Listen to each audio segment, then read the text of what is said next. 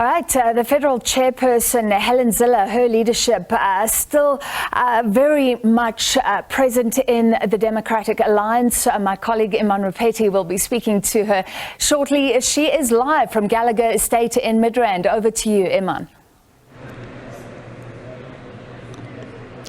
Francis, good afternoon, and thank you for that. We are at the conclusion of day one of the DA's Federal Congress, and it is under the theme, A Stronger DA to Build a Better Future. And the mood was electric earlier on with items of song and dance. We also heard the speeches of those who have their hats in the ring for the ultimate position as party leader. John Steenhuisen and Mpho Phalatse will share some of the views on where people think that result is going to end. And we have got you covered. If you've just joined us on the SABC right now, do stay with Full View. We will catch you up on all the developments of the day so far, and we will continue to bring you developing coverage as it happens.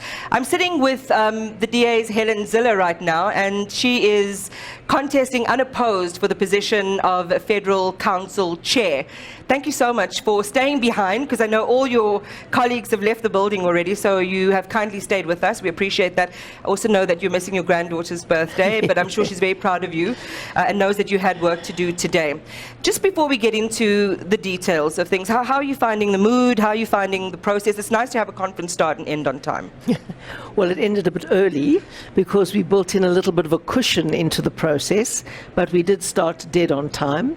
That is the way we like things in the DA. We plan. Everybody has their marching orders to be in their seats at the right time, and the entire production is managed minute by minute. So let's talk then about, look, one of the most important objectives of a Congress like this, the sense that I got from what everyone is saying, it's a moment to reset. John Steenhuisen said, we fixed the party, now let's go ahead and fix the country. Natasha Mazzone was with us a short time ago as well, and saying that they've been hard and tumultuous years, but that's behind the DA now. You're really focusing on building the future. And some interesting stats were thrown out about where the ANC would land. Some are talking about below 40%, and some are talking about below 50%. It is a position that the DA is hoping to capitalize on. What makes you so confident? Well, I'm never overconfident. I've been in politics too long to be overconfident. And I know that a week is a very long time in politics, and a whole year to go to an election is an eternity. So I believe the DA will do well in this election. I believe the ANC will fall under 50%. I also know that on a good day in our polling, the DA is only 12 percentage points behind the ANC, and we've never been that close before. And it means that if we can consolidate the opposition vote behind the DA and stop the fracturing of that vote amongst literally hundreds of parties, hundreds of opposition parties, it's absolutely possible for the ANC to become the second biggest party in South Africa, and the DA to be the biggest party in South Africa. That's a lot of fighting talk there, and you have made the comment previously that managing multi-party coalitions that are voluminous can be unstable, and they are very unmanageable, and that they can't provide a better alternative around in terms of opposition politics. How do you plan on convincing the voting public about this? Well, I think the most important lesson the voting public needs to learn from those coalitions that have failed, and they haven't all failed, but those that have failed, I think the key lesson is this: don't split the vote across scores and scores of tiny parties. Because when you have a large and unstable coalition, you cannot consolidate, focus on an end goal, pull a government behind you, and get to delivery. You worried all the time about holding the government together, about surviving one no-confidence motion after another, surviving from one council meeting to another. Rather consolidate the vote behind the party that has the best chance of providing that good and competent alternative, that non-racial alternative, the inclusive alternative, and that's the DA. You know, what I'm hearing, how I'm interpreting what you're saying is that if you have 10 things you want out of your party, in order to still get the real bang for your buck in terms of a vote, even if you get 6 things out of a party, go with that rather than go with someone else who might be a lone player who you assume will give you the 10 out of 10. I don't think there's any party that will give any voter the 10 out of 10. But I think the most important criterion for your vote is to say which party can govern well. Because governing well makes a huge difference to the way people live their daily lives. And over time, like we've been in government in Cape Town now for 17 years, it makes a big difference.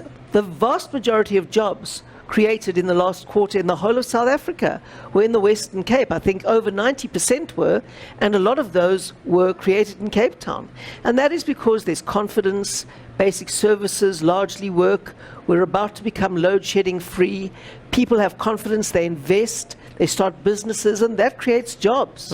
And that is what you want. So life gets better. Life gets better, especially for poor people, when there's competent government. If there's time, we'll come back to your pursuits for electoral reform to do the thing that you said you want to do now. If things are so patently clear about a better life under the DA in the example that you used just now, why do you think more South Africans are not buying into that message? Well, that's a very good question. You know, we had a by-election not too long ago, and I won't offer any names, but there was a candidate who is a close family member of the most notorious drug dealer in the area. And I thought to myself, it's not possible that people are going to vote for this candidate. And a lot of people did. He didn't win, but a lot of people voted for that candidate. And then I have to ask myself, on what planet? I spent days in that community and walking around, and almost every house complained to me about the fact that one of their family members was on drugs. And yet when the vote comes, I'm not sure how that happens. I don't know where the disconnect comes, frankly. Well, let's talk then about some of the research that the party, I understand, has commissioned internally to look at places where you dramatically reduce your voting power or your voting support, and places where you dramatically and exponentially increase it. What's happening between that pendulum swing? Yeah. Why are you losing big and at the same time gaining big? Yeah. The most important factor in a by-election these days is not the brand of the party, it's the brand of the candidate. And we're finding more and more that a candidate in a by-election is make or break. So we lost the by-election in Karreeberg in the Northern Cape, and the ANC won it. And then we had a by-election, and we chose exactly the right candidate, and we grew by 42%. Because the people in that community knew the candidate, had confidence in the candidate, felt he would serve their interests. He knocked on every door in that ward 3 times, speaking to people about their issues, about their concerns. He went back to them, that sort of thing. Now, I'm not saying that where we don't do well, the candidate is necessarily bad. But it's often that the opposing party has just chosen the person who hits the spot in that particular community. So someone like a Chris Pappas, right, who seems to have hit the spot, doing something that's perceived as genuine and authentic with the community, securing the base there amongst black voters. What lessons are you extrapolating, if any, from the Pappas moment? I mean, I'm using that term loosely. Yes, well, what you learn is that candidate selection is very, very important indeed. And you know, it's not always easy. We have candidate selection panels. It's a very tough and competitive process. You don't just walk into being a candidate in the DA, and you don't get picked by a leader who says, I want you and I want you. It's a tough process, and we're busy refining that process, especially for by-elections, so that we can get the person who is really fit for purpose for that ward. Now, often we have 1 or 2 candidate selection panel members from that ward, but we don't want to play into factions, so we often have very objective people from outside that ward. And they may be applying criteria that don't resonate with the voters of that ward. So we are learning all these lessons and coming to some very important conclusions and adjusting our processes accordingly. In general elections, it's usually the brand that can carry you much further. But in by-elections, that is not so. We'll come back to the brand in just a moment, but are these sort of gems in a way that you're learning behaviorally from your councillors and the interface that you are going to actively accelerate in the months ahead of the next election? Look, we are a learning organisation. Every time something goes wrong, we focus very honestly on what went wrong. We are brutally honest with ourselves, and we say, well, how do we fix this? And when things go right, we also do reflection and say, okay, why did we turn our vote up by 42%? We've done that in several places now. How did that happen? And so far, the most important variable, apart from a good campaign and efficiency and all of those very important things, apart from all of that, the variable of the candidate is crucial.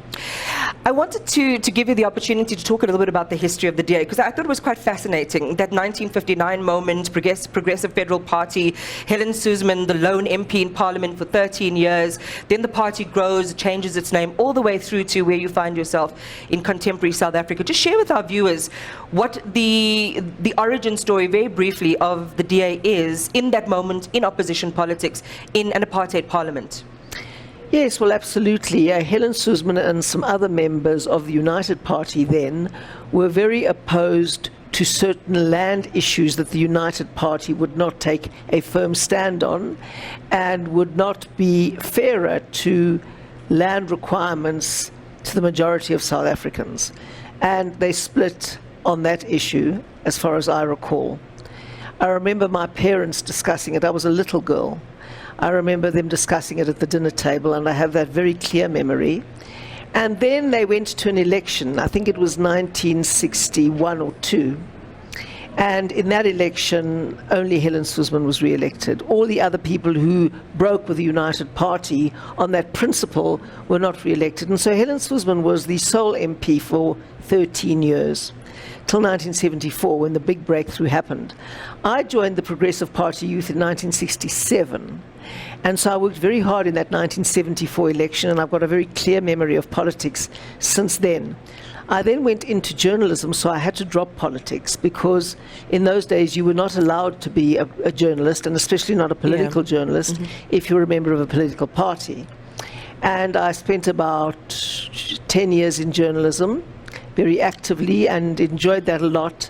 But when I left journalism, I worked very hard again in non-governmental organizations, in various other But if I can circle back just to the reason it stood out for me, the origin story of the DA was, you know, sometimes the picture we don't talk about, how there was that fight against the dominant forces of the day, and a fight for the voice of liberalism and for freedom of South Africans, especially the black and oppressed majority. What's interesting for me in that arc, Helen, as we look, you know, many, many years later, is part of, and I'd love your response to this, part of this idea that the DA is a white party and it's for white people, still seems to be pervasive, even though you have the history which says otherwise. You have some moments, you know, some would say bad electioneering slogans, you know, fight back and all of those campaigns. Fight back was not a bad electioneering slogan. It was today. Yeah. Well, it was interpreted as a fight back by different opposition parties. No, let me tell you this. It wasn't by the opposition parties, by the ANC. Right. If you look back at every point that the DA has been controversial, if you look back today, we were right. And we face the huge problem of a journalistic assault that never gets it, that never gets the fact that we're ahead of our time and analyzing the tendencies and the trends ahead of our time. So what is the story you think is being missed in the mainstream media about the DA? Missed. What is the story you're thinking is not we were born... It's important, I have to frame the question properly. All I'm saying is there is still that perception that you are a party mostly for white people. I'm saying, how do you counter that? What do you, first of all, do you believe it? And second of all, what do you think you need to do to counter that narrative? But it's obviously wrong. It is obviously wrong. You saw our Congress today. These are delegates from our branches. And it is so obviously wrong that I'm amazed that the media doesn't report on it. I mean, there was a major opinion poll recently, and the most important finding was that the DA is the only diverse political party in South Africa, completely diverse. 1/3 of our voters are black, 1/3 are colored, 1/3 are white. There's no other party that has a support profile like that. Our leadership is diverse, our membership is diverse, our public representatives are diverse.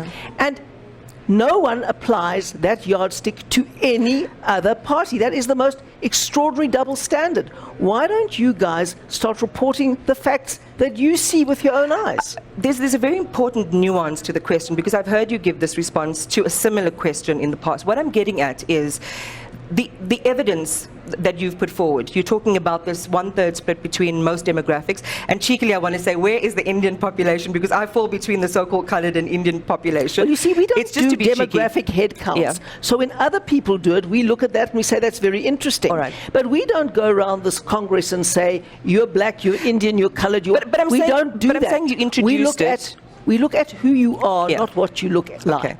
I'm saying you introduced the stat. I was just, I was just inserting that. But what I want to say is and ask is, you're saying on the one hand, look at us, we're diverse. We have, these types of members. These are the demographics they belong to. This is what our leadership looks like. I'm talking about that distance between that and what the public perception seems to be. How do you convert that? And I think Natasha Mazzoni was talking about a mindset change, that voters need a mindset change. What is your diagnosis of what needs to happen to bring people around to this reality you're sharing with us now? Well, how do people get to that mindset? Most people consume media. And most of the media for the last 30 years has carried on about this. And they have done all the analysis in terms of race rather than policies, principles, values, or even ability to govern well. So it's time that you stopped. And I mean, when I'm saying you, I'm not meaning you, Iman Rapeti. I'm meaning you generically as journalists, stop misreporting us. I mean, for example, Action South Africa has lost more black leaders in the last 2 to 3 weeks than we've lost in 6 years. But I haven't seen anywhere on any news media any talk about a black exodus. Nothing. That's a massive double standard. So the first thing that has to happen is that you guys have to stop your double standards in reporting about the Democratic Alliance. Well, the response narrative, if you want to call it, if you want to call it that, is around it being a false equivalency. We're not comparing the same things. We're not comparing, the genesis of a party in certain values. We're not comparing the history of like-for-like parties, so to speak. Well, let me give you that's an another issue, example. Yeah, all right, go ahead. The ANC claims to be a party of non-racialism. It is exactly the opposite. I think it's even lost Carl Niehaus. Its leadership is all one race. Its NEC is almost all one race. If you go to its Congress, you'll be lucky if you see Derek Hanekom and Cameron Dugmore. It's nothing like this. But the ANC that's claimed to have championed non-racialism is anything but. It's a uniracial party to all intents and purposes. All right, so you're saying the position that you're in terms of how people should perceive the party itself is really the damage has been done by the media, nothing that the party itself has done, some of the missteps. And I think listening to you in an interview earlier, I think it might have been this week or the last week, was you claiming responsibility for your own forays in what's termed identity politics, saying it was a bad experiment and you've learned some lessons out of that.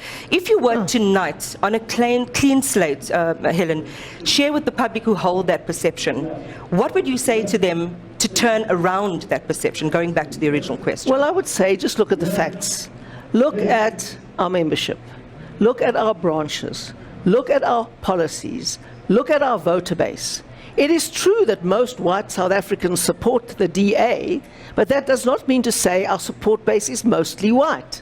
That is a fundamental logical fallacy.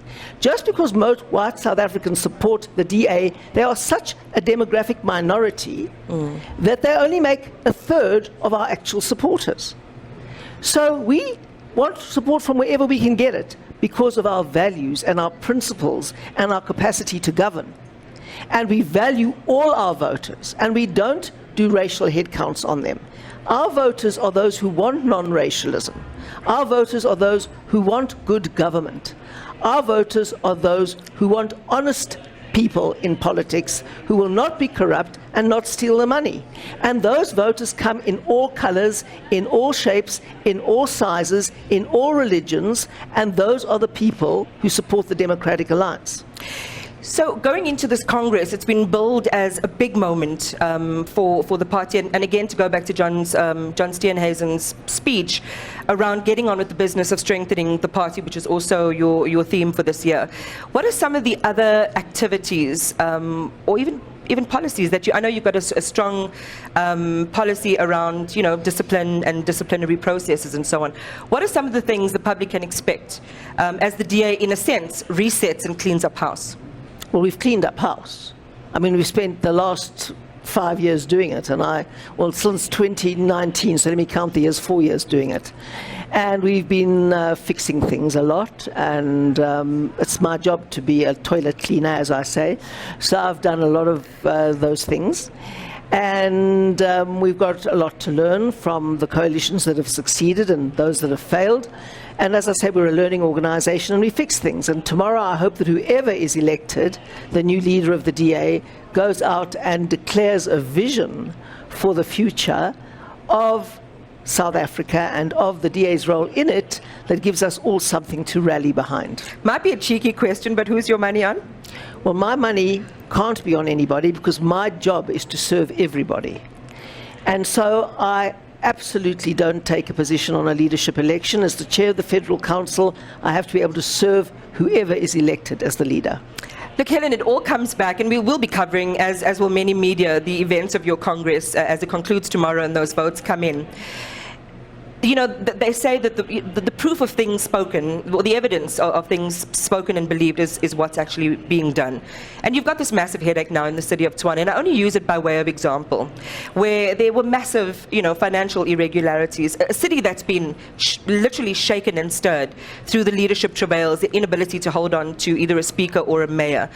Where does the DA see its power in this situation, which is now at your door again, to resolve and to clarify and to bring that city back into financial clean governance? How are you going to do that? That's going to be difficult, and it's going to take a long time. We've got a wafer-thin majority in that coalition, wafer-thin.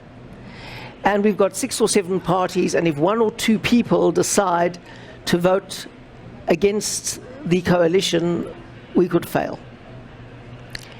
So it is a huge and difficult challenge. We've eventually got Zille Brink elected as the mayor. He's an exceptionally bright young lawyer who's been in politics for a long time and understands it very well. And if anyone's got a chance of doing it, it's him. But it is one of the biggest and most daunting challenges in politics today. So what will the residents hear out of what you've said? They've got to be patient and hold the line. Well, everybody has to be patient. I mean, when I became mayor of Cape Town in 2006 with a 7-party coalition, and it started off as a minority coalition, and then we moved to a majority coalition, and then we became an overall majority, it was much easier to fix Cape Town because the ANC hadn't been in power for that long, and they hadn't broken it so entirely. In Tshwane, under the ANC administration, apparently 4 billion rand went missing, and it's difficult to come back from that. And so much more has been broken. It's a captured state. It's not an administration of professionals who are prepared to say, okay, now we have a coalition with a different set of policies in place. Now we follow like professionals those policies of the elected government. No, those are cadres that are put there in the networks and in the networks of tenders and contracts. And it's really, really difficult. And it's hard to get rid of people who are the wrong people, who are not fit for purpose for doing jobs. So there's an enormous, enormous challenge that awaits Zille Brink. And if he's up to it, he's a better person than I was when I tried in Cape Town. What do you think the next couple of months holds for you, politically speaking? For me? For the party. Oh, for when the I party. refer to you, I Okay. mean the party, Okay. yes. Look, we'll keep on working. We work from day to day, from week to week, from by-election to by-election, from council meeting to council meeting, from provincial executive to federal council. Everything we do to the best of our ability. We plan, we execute, we assess, we learn from our mistakes and move on. And now we hope that South Africans will. And maybe if I can insert then, as we begin to close, what your value proposition to South Africans is, and this comes in the context where we just, as the public, you just see a lot of political fighting, and you hear the types of things that you're saying, this deployment, selfishness, corruption, and so on. The DA's value proposition is a peaceful, prosperous democracy where everyone has a real opportunity to make the very best of their life, and especially every child has that opportunity. That's our value proposition. How we go about it is by being a non-racial party that wants a non-racial government, by being true to the Constitution and the rule of law, which means absolutely no corruption, or when we find it, dealing with it very quickly. It means a market-based economy with social safety nets for the very vulnerable, and it means separating the party and the state so that the state is professional and executes its mandate and not the mandates of captured individuals accountable to specific, powerful, corrupt politicians. That is how we will achieve our value proposition.